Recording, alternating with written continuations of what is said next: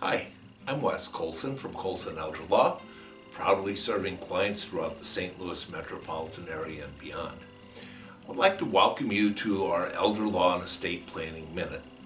We do these to help educate people, give them some little tips, and especially to let them know the questions that they need to ask, things that they've maybe not thought of. Our thought on that is that we can help you best if you realize the things that you need help and that we can help you with. So I hope you enjoy. Thanks.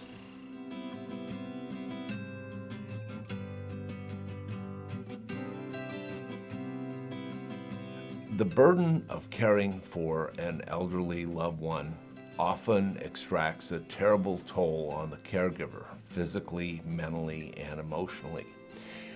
In a lot of cases, we see that by the time it's finally decided that there's no option other than nursing home care, the caregiver spouse is often quite spent.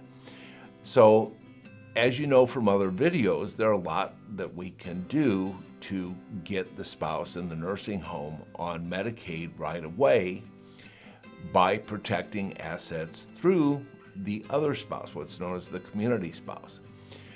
But that raises an important question, and that is, well, what happens if that spouse dies first?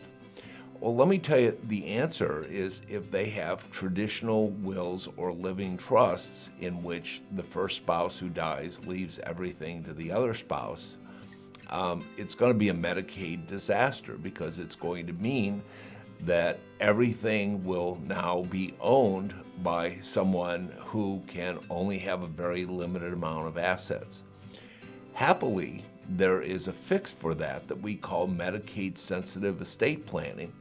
Basically, what it involves is instead of leaving things to that spouse in the nursing home, you leave it for them through a trust that basically tells the person who's in charge, usually one of the adult children's, I want you to use this money to benefit your parent, give them the best possible life that they can have consistent with their circumstances.